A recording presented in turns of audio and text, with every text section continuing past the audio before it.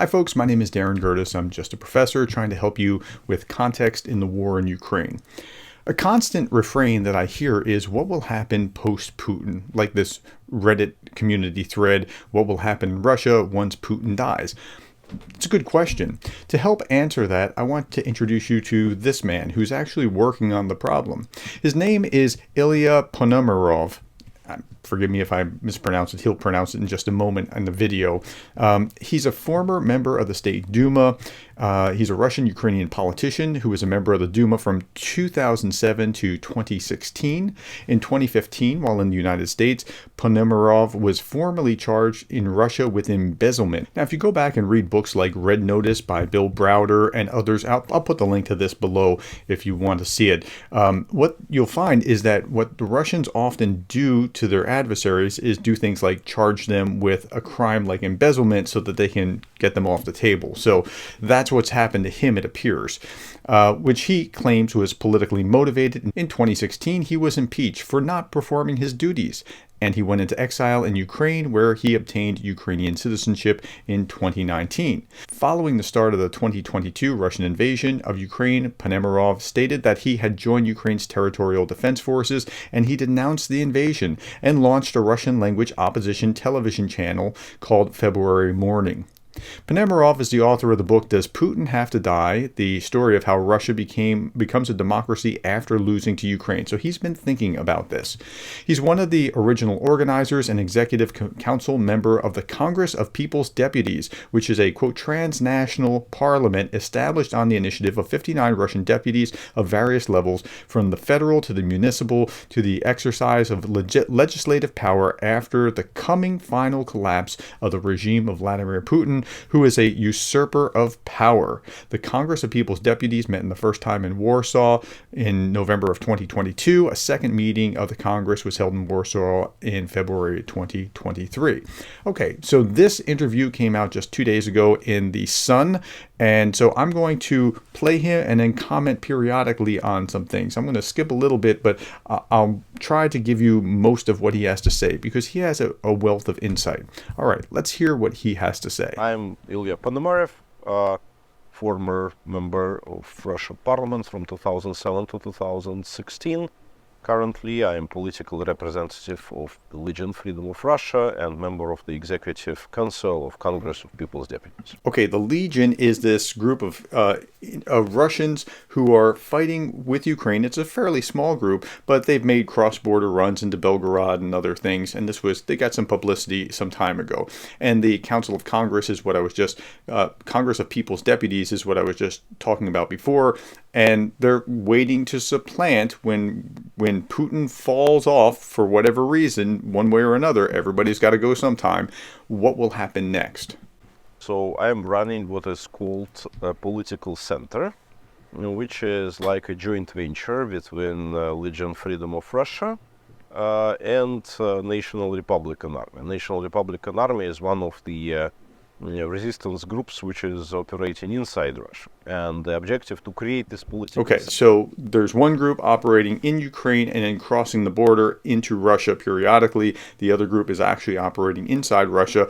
Both are loyal opposition to Russia, but to the overthrow or to the detriment of Vladimir Putin and the current regime. Center is to provide the political representation for these militant groups, because they, for obvious reasons, cannot do it themselves.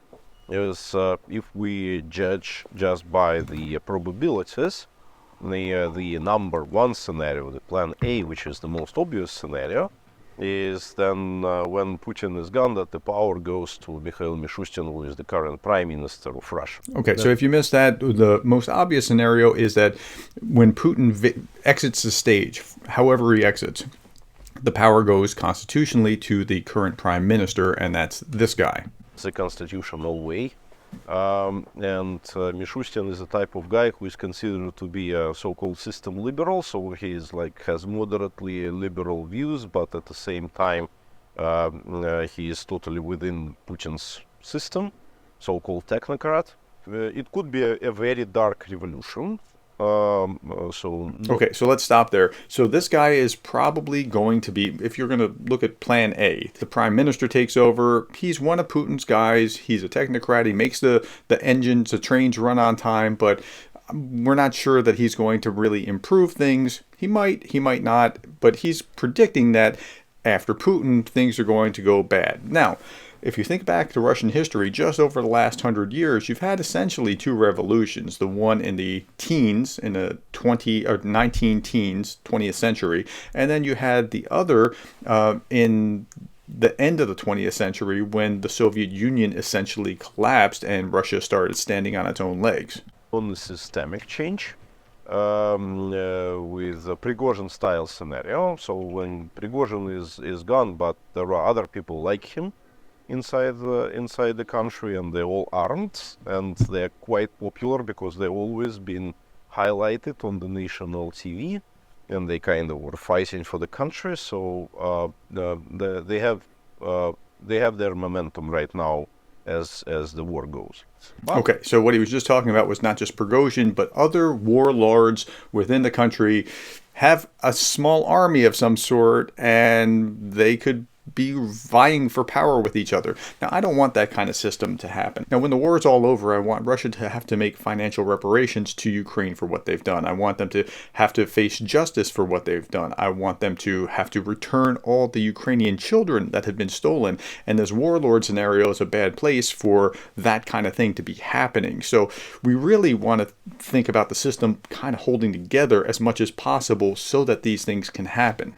I think that could be a democratic revolution, and it could be a combination of what peaceful protests on the streets of Russian cities, but it would never be effective if it would not be supported by the real military force, and that's Legion Freedom of Russia, and that's the guerrilla movement inside the Russia resistance movement. That's So he's saying another scenario is that you could have peaceful uprising, but you have to have these characters, the Russian, this legion that he's talking about, to support it, to make sure that they are defended in order to have this uprising. I don't know that that's a likely scenario given my read, but he's closer to it than I am, certainly.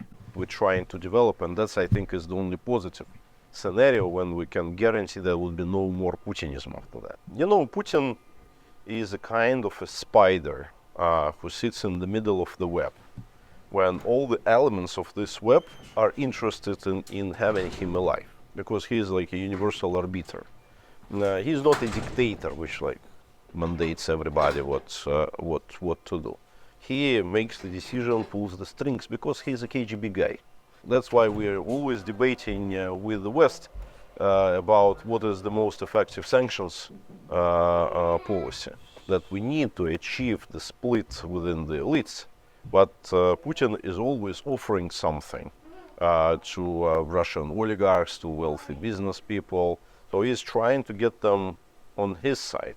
So Now, that's really interesting.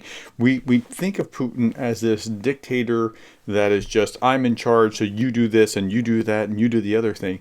He actually operates, I'm not sure exactly how to explain it, but more like a mob boss than anything else. Like doling out the favors, looking out for this person, don't get out of line because bad things are going to happen to you if you do. But the way he operates, if you think like how the mafia works, it seems to make more sense than if you think like a traditional, some African dictator somewhere. Just think through that and see what you think. well, you know, I don't believe in the doubles, because I think that's a kind of rumors that are being spread by Vladimir Putin himself. Because Okay, so he's talking about the body doubles here, and that's a really interesting thought. This does Putin have body doubles? He's saying he doesn't believe in them because Putin is spreading those rumors so that when he has passed, we won't know whether he has actually passed. It's an interesting thought. when you believe that there are a lot of doubles, you don't know whom to attack. And you think that the attack on Putin is pointless, because you don't know whom you will kill. And it's the same thing as about health. I think that they are deliberately spreading rumors like, oh, he is almost dying, so that everybody would get used to these rumors because they never come to some real end. And then when there would be a real problem, nobody would believe it. I think that And that's just a fascinating insight to me because that is the way that they use their misinformation, but applied to Putin, yeah, that does seem to ring true. after Putinism would be dismantled, Russia would no longer be an empire. It still is, but it would not be. It would be transformed into a national state. Well, let's hope that after Putin, Russia would reform into a nation state and stop thinking of itself as this empire that has to continue to grab land that it once controlled somewhere. If you're going to make that argument, you should make that argument that the Mongols can do the same thing to you. But for this, you need to fundamentally change the insides of the country, the way it is built. Secondly, I very much hope that we will be able to reset the statehood fundamentally so that there would be no more unilateral leader of the country, and we will have a lot of preventions to make sure that it would not get back to where it was. I think by that he means like checks and balances, like you see in the British system or the United States or things along these lines, where they're trying to make sure that no one can actually hold this level of power and just drag the country this direction. And that's the way how we as Congress of People's Deputies, the shadow Russian parliament, has designed the new constitution. Okay, so they're already talking about a new constitution that the shadow Russian deputies has kind of put together because they're anticipating that someday this will be able to be going into effect. Now, whether it will or won't, I can't tell you, but they're working toward that end. That's how we are shaping all the new legislation. And that's obviously a historical moment when it can be passed, because if Putin would not have started the large-scale invasion in February 2022, it would be an evolving political process without such radical shifts. He's betting on not that this will happen to Putin immediately, but when it happens to Putin, because death will come to all of us, when it happens, they're going to have a plan in place. Tell me what you thought about this. I think it's really interesting that they're thinking through it to the degree that they are. I mean, with a shadow legislature and laws that they're ready to put into place and all that kind of thing. But he's thinking through it like nobody else is. All right.